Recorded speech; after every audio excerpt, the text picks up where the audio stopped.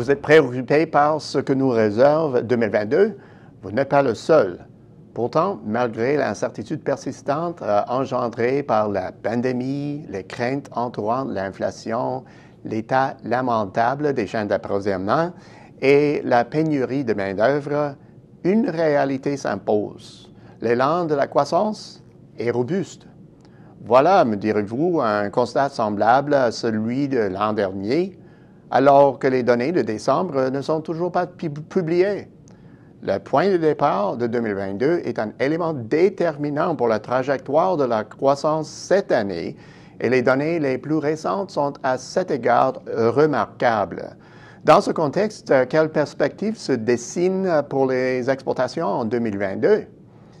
Le point de départ.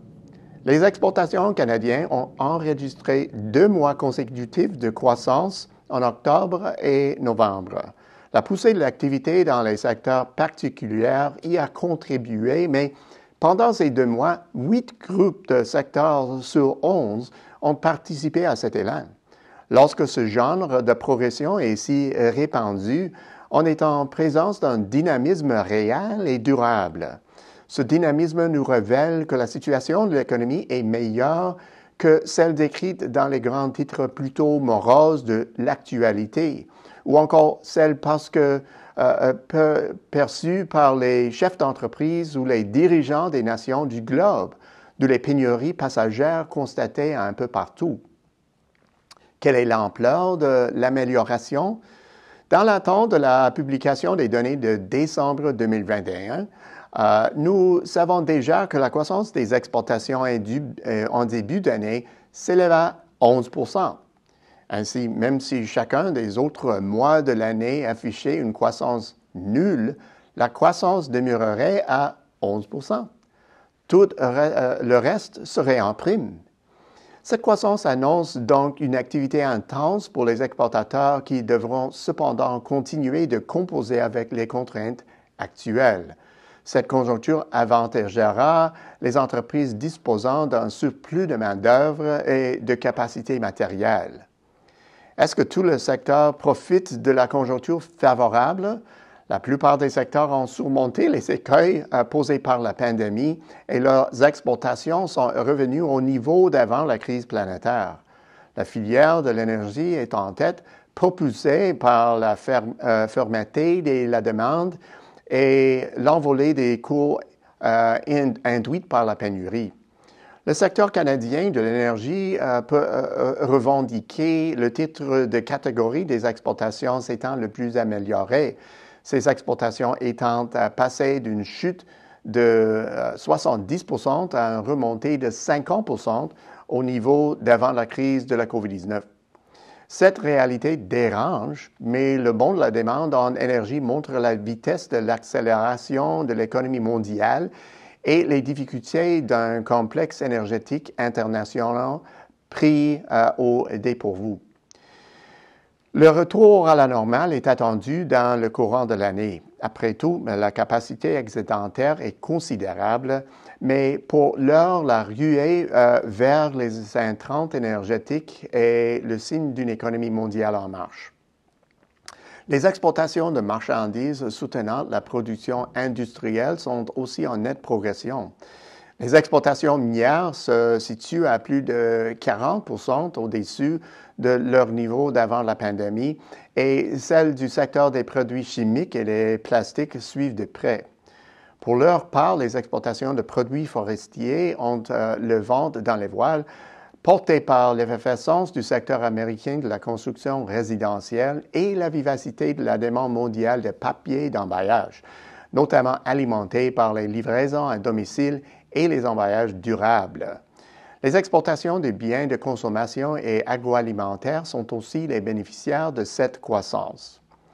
Les progrès sont cependant inégaux, dictés pour ainsi dire par une reprise en forme de quai. Les secteurs habituels comme l'aéronautique et le matériel de transport se retrouvent au bas du classement. Les activités liées au tourisme et au voyage recèlent un fort potentiel, mais elles restent en berne, ce qui mine la performance des exportations de services. Les perspectives sont grandement tributaires de la gestion du variant Omicron et de la réponse de chaque pays à de nouvelles éclosions. Le secteur automobile est une autre industrie dominante qui se trouve au bas du classement.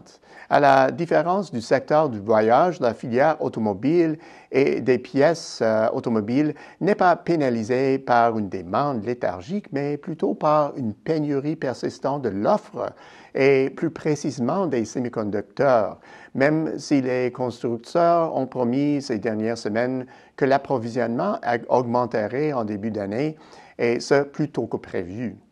La demande de véhicules est très robuste. Ce faisant, dès que de nouveaux véhicules seront disponibles, la demande comprimée devrait contribuer à une augmentation immédiate des ventes aux États-Unis.